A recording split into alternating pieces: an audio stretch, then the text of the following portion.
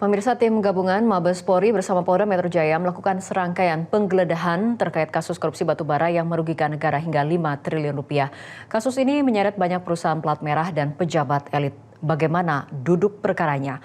Berikut ulasannya dalam Top Review.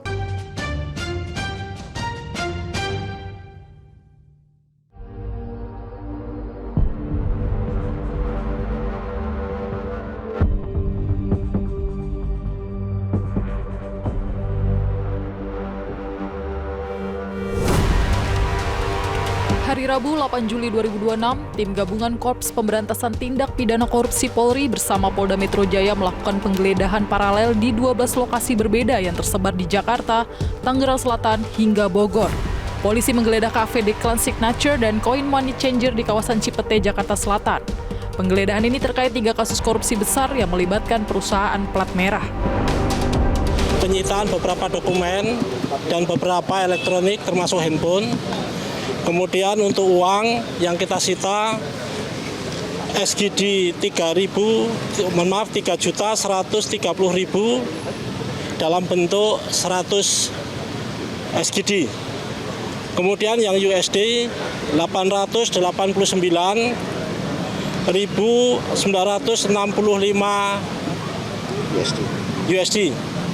Kemudian uang tunai rupiah 259.159.000. Kemudian kita konversi dalam bentuk rupiah kira-kira hampir 60 miliar rupiah.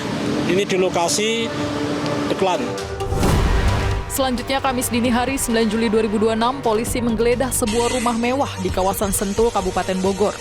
Di lokasi ini tim penyidik membongkar berangkas raksasa berisi barang bukti bernilai fantastis, 74 kg emas batangan dan uang tunai mata uang asing senilai total 476 miliar rupiah.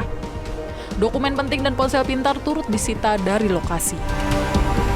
Yang pertama 74 kg emas batangan, kemudian 4.767.300 USD, kemudian 14.083.800 SGD, kemudian 100 juta rupiah. Estimasi total dalam rupiah senilai 476 miliar. Tidak hanya emas batangan dan uang, polisi juga menyita sejumlah foto keluarga dari rumah ini. Foto-foto tersebut diduga berkaitan dengan identitas pemilik rumah sekaligus pemilik berangkas yang berisi 74 kg emas dan uang mencapai 476 miliar rupiah. Wartawan yang berada di lokasi tidak dapat melihat isi foto karena bingkai tersebut ditutup petugas saat dibawa keluar dari rumah. Rangkaian penindakan ini terkait dengan kasus mega korupsi batubara. Kasusnya berpusat pada manipulasi sistematis dalam pengadaan dan distribusi batubara untuk PLTU selama periode 2018 hingga 2026.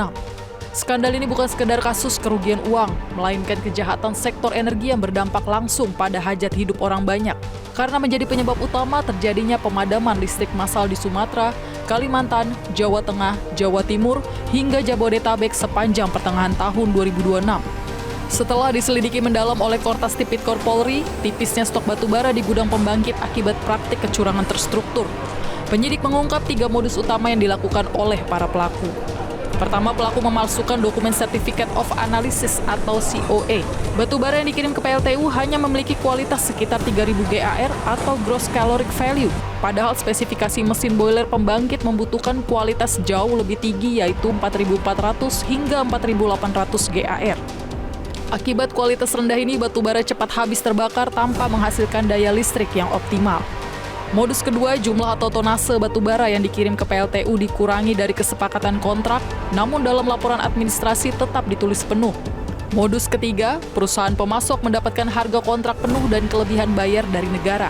Padahal pasokan real yang mereka berikan bermutu rendah dan kurang secara volume. Berdasarkan indikasi awal koordinasi Polri bersama Badan Pemeriksa Keuangan atau BPK RI, kerugian kasus ini ditaksir mencapai 5 triliun rupiah. Angka ini mencakup kerugian keuangan negara akibat kelebihan bayar pasokan batubara, kerugian perekonomian negara akibat terhentinya aktivitas bisnis masyarakat saat blackout massal terjadi. Kami temukan dalam proses penyelidikan, diantaranya terkait dengan adanya dugaan manipulasi dokumen kualitas batubara yang dikirimkan atau dipasok, kemudian manipulasi terkait dengan kuantitas. batubara yang dipasok ke PLTU, serta dugaan penyimpangan yang mengakibatkan pembayaran atau harga kontrak tidak sesuai dengan kondisi pasokan yang sebenarnya atau yang real. Perbuatan atau modus-modus tersebut kami duga juga berkontribusi terhadap terganggunya pasokan batubara yang berdampak terhadap terjadinya blackout atau pemadaman listrik di sejumlah wilayah di Indonesia. Duduk perkara kasus ini menjadi sangat sensitif dan melebar karena uang hasil korupsi batubara tersebut diduga kuat mengalir ke oknum pegawai negara.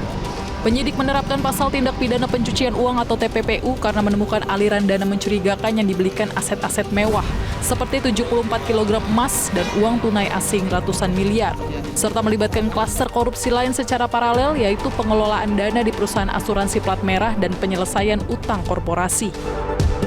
Dan dengan 2 konstruksi perkara.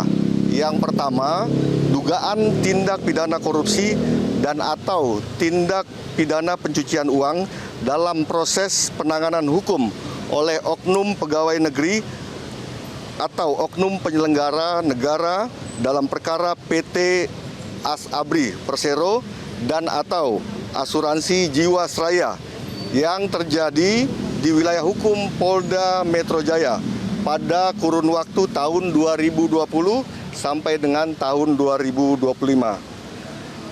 Kedua, dugaan tindak pidana korupsi dan atau tindak pidana pencucian uang dalam proses penyelesaian hutang atau kewajiban PT CBS kepada PT KNI oleh pegawai negeri atau penyelenggara negara.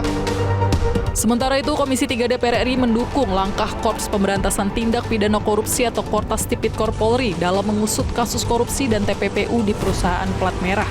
Ketua Komisi 3 Habibur Rahman menegaskan dalam penegakan hukum, jabatan seseorang tidak boleh dijadikan penghalang apabila ditemukan bukti-bukti kuat adanya tindak pidana.